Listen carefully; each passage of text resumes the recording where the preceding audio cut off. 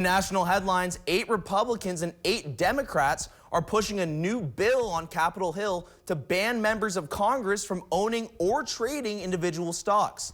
The move, they say, is to prevent a glaring conflict of interest. But as Christine Frizzau reports, there's no guarantee it will even be brought up for a vote.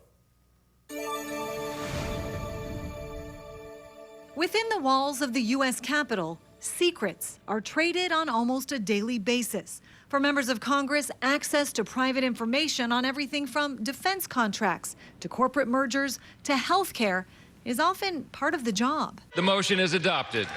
Those same lawmakers also the ones crafting the policies.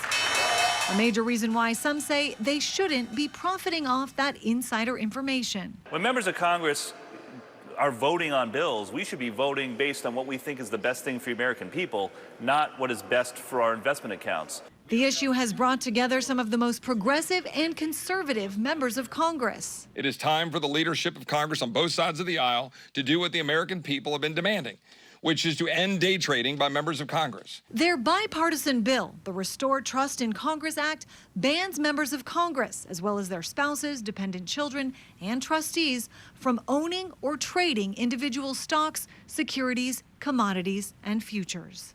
It creates a very clear line. You cannot trade inside information. You cannot trade individual stocks. You cannot trade stock options. You can only own large mutual funds. Peter Schweitzer wrote a book on insider trading more than a decade ago and spoke about his findings on 60 Minutes back in 2011.